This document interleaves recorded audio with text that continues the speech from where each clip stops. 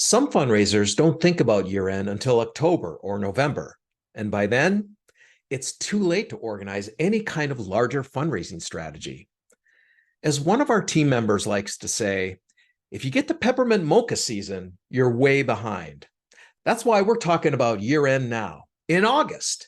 In today's episode, we're sharing some of our favorite tips and ideas to help you create efficiencies in your year end planning.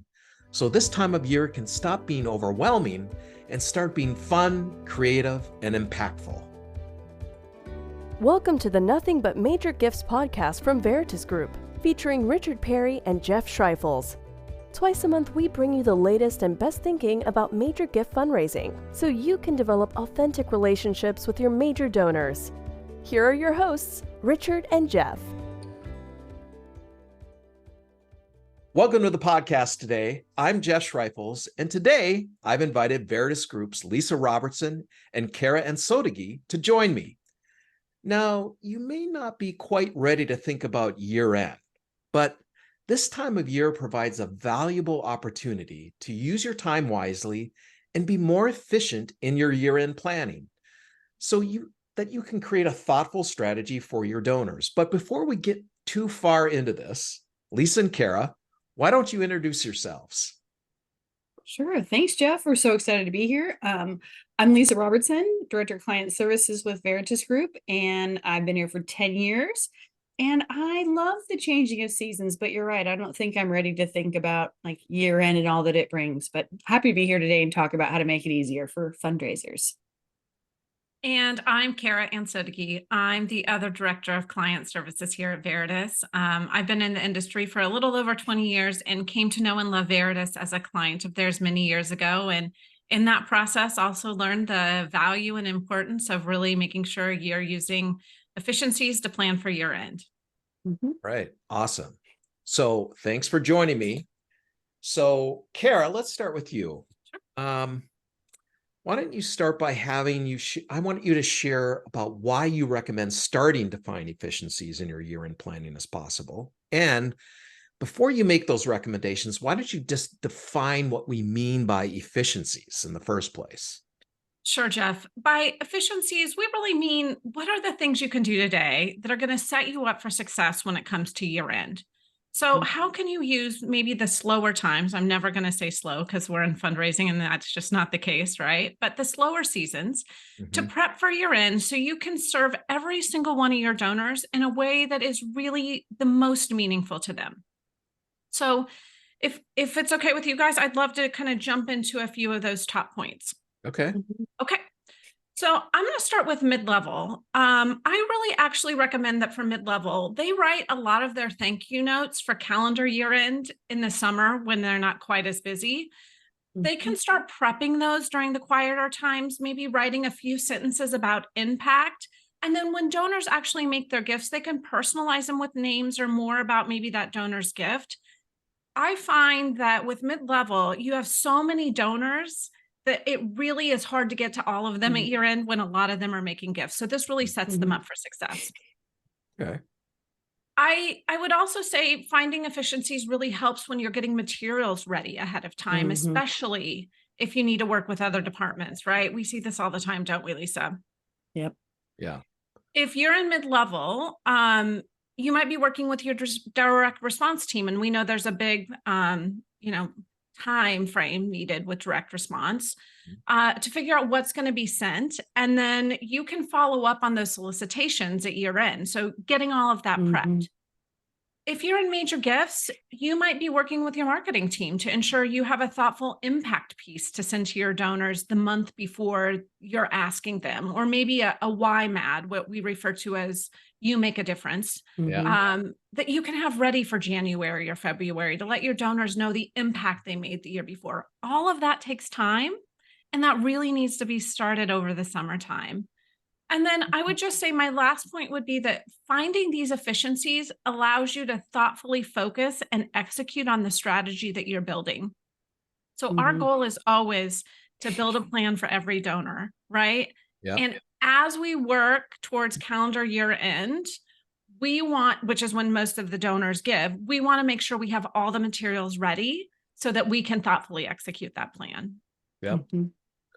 Great points. Now, Mm-hmm. Lisa, let me ask you, what gets in the way of fundraisers or leaders finding those efficiencies in their year plan?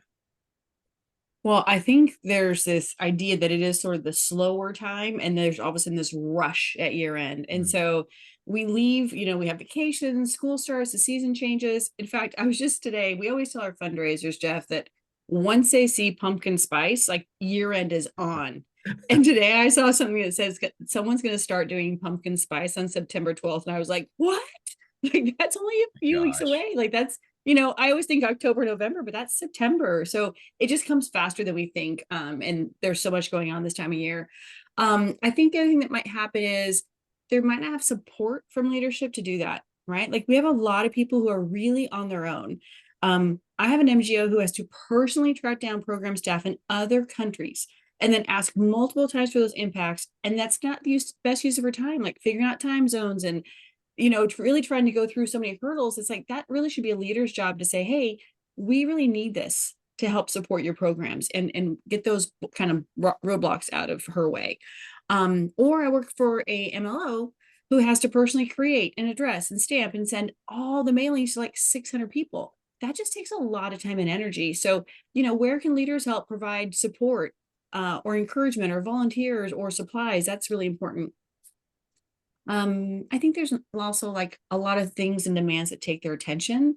A lot of times it's the books have closed. Like if you're an October fiscal year start, your books are closed, they're closing. You're thinking about budgeting for the next fiscal year. If you start in 24, even January 24, you're thinking about that.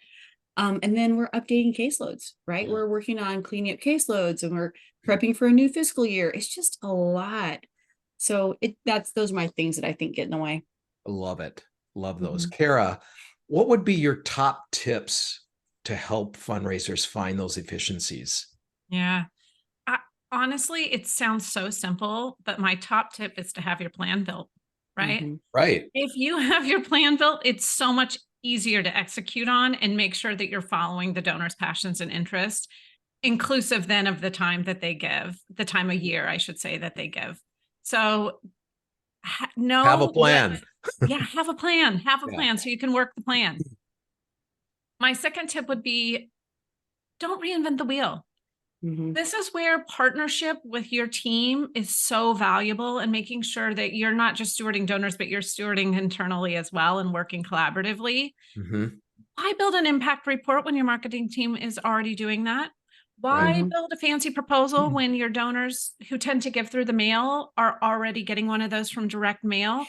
I have a client and their mid-level team has a lot of donors who give through the mail, and their direct response team builds a beautiful proposal every year. And so we go through that and determine which one of those should be sent to the mid-level officer so they can personalize it and send it out themselves. Let's not reinvent the wheel. And then I would say the last tip would be if you're using our DEP, and I know not everyone is, but if you are, be really well versed in it. Learn how to sort your donors who gave last year at this time so you can know when to make an ask of them, right? Be looking, and I do this with all my clients every meeting, look 1 to 2 months ahead of what month it currently is. So you can be prepped and ready to make those asks next month or the month after or send a letter, whatever it needs to be, right? And then look to see who's down year over year, prioritize those people, make sure you're using it to look at donor interests and passions so that you can be personalizing those type of pieces that go out. You get the picture. I won't go on and on like I'm sure I have with my clients many times, but just use your DEP and be well versed in it. It will set you up for success. Yeah. Yeah, I agree with all those, Kara. In fact, I would go back to the first point you made of, prepping those thank you cards and being ready. When I was working in a nonprofit, I would actually print that, and say like, hey, we served over this many people this year, because it's not, the numbers don't have to be precise. No one is checking your annual report. And so you already know kind of the impact you've had, or you can guesstimate, and then you can just personalize it a little bit more. So there's a lot of things you can do. And I was kind of a hard nose about that. Like, we had to finish those thank you notes before we went home on December 24th to make sure they arrived in home quickly. That was me. So I agree with that completely. And then another thing that I always say to people, and this sounds really silly, but I always encourage people to order the thank you stamps now, because the post office runs out. Like your local post office will run out. You can always mail them to your house online, but it might take longer. So get them now. They're really cute and they work. If you have too many, use them throughout the year. I love those. And Lisa, Yeah. can I chime in? Yeah. I think Yeah. they also have birthday ones. Oh yeah, I have them right here in my drawer. I have Yeah. birthday and Thanksgiving So right here. Birthday's another great one. Yeah, I love them. Cool. Yeah. I also live in Texas and they have ones with hats on them. So I love those. Oh, So people boy. know it's from me. I No, don't I want know. that. I don't want that stamp. I won't send you that stamp. Okay, so then I encourage people also to prep their Thanksgiving email, right? That's an easy touch to, because what happens, I think, is we get into that week, we can get super quiet, and all of a sudden it's like, it's the week of, and we're trying to figure out what we're going to say, how we're going to email it. People are gone who might be help us with technology. So just get that done. Make sure it's easy. Could be a video. So think ahead to Thanksgiving. And then Kara mentioned this earlier, but think ahead to January, because sometimes we say year end and people just think, oh, I've got to get out my solicitations and Thanksgiving and maybe a holiday card or make sure I'm doing thank yous. And we forget about January, and that comes just as fast. And we are coming back on from vacations. We got a lot of thank yous to do. And it's like, so just have that template ready to be like, what did you do in the previous year that you can send out as an impact statement in January? Okay, for any leaders listening, how can they begin to better support their fundraisers or help them in this process? Kara, why don't you go first? Okay. Again, it sounds simple, but it doesn't happen a lot of times. And that's ensure your team has administrative support. That administrative support team is so valuable, right? They can help with the laborious process of getting letters prepped. That can take a lot of time in major gift fundraisers' time, or mid-level officers. They can help with printing, stamping, right? All of these things are going to allow your fundraisers more time to focus on those top donors, their tier A really, where they should be making more direct asks, and they need to be out of the office for that. You know, we talk internally a lot and we brainstorm on other ways that this could work. And one of the things I've seen that's been very successful is enlisting the help of volunteers, right? Volunteers want to help. Let them help you address those envelopes. Let them help you stamp those envelopes. Or do you have like a front office staff member maybe that isn't being utilized as much, and it's a slower time of season for them, and they want to support and create that culture of philanthropy for you? Use those underutilized support staff around the building too, if you have them. You know, so can I just add one yeah. caveat to that? Yeah. Just, it's always good to check their writing, right? So like if I'm sending stuff out and it's like my dad's a southpaw, if it's backwards or someone puts little hearts on their eyes and I wouldn't do that, just check their writing. But Good yeah, point. That's a good point. Good point. Yeah. And then the other one I'd mention is just, and this is probably more complex, and maybe Lisa, you can amplify it a little bit more, but breaking down silos. When you have a true culture of philanthropy in your organization, your teams are going to work in harmony rather than one against one another. And I really think that it just helps you be more efficient, and it helps your fundraisers in so many ways when there is a harmonious team collaborating on their year-end work. Yeah, I totally agree. And on that silo comment, I think what I'd say is, it's the leader who has to be able and has to help ensure that there's good and cohesion for all that we just talked about, right? Like the messaging, the graphics, the direct mail, the MLO who has to chase down stories, or the partnership with direct response and mid-level. It's a leadership's job to really jump in and set the stage for that, and for the fundraisers then to execute it. So they can help bring together the comm schedule, right? Look at year end. Like it requires a lot of coordination, and to do that as early as possible, that's where leaders can really help. Yeah. And then the other thing I'd add, and I think I'm learning this more and more as we talk to people, is have some empathy for the work that fundraisers do.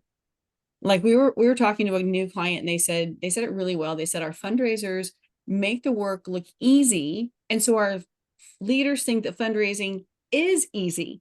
And so I think sometimes leaders forget, like it's really hard work. We're working with people, right? And donors and managing a lot of people. So just be reasonable, offer support, encourage your fundraisers to take their time off, make sure it all adds up to help your fundraisers replenish and feel renewed in the midst of this really busy year end. Really You know, good stuff there.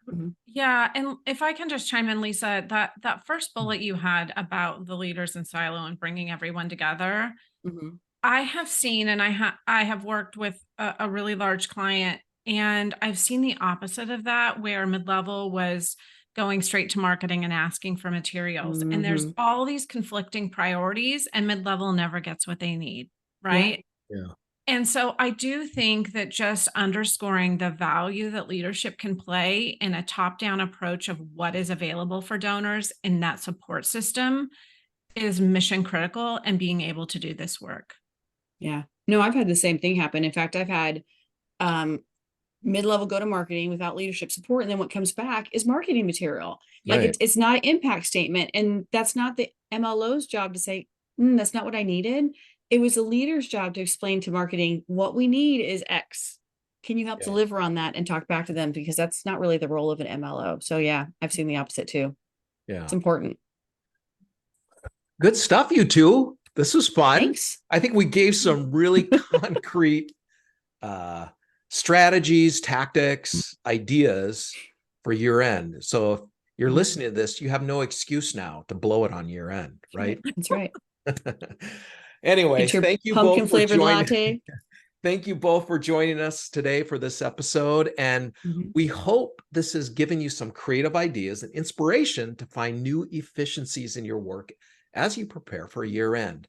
If you'd like to learn more about how to think strategically about plans you create for your donors, head to the show notes, because there you'll see a link to our free white paper on creating strategic plans and goals for every donor.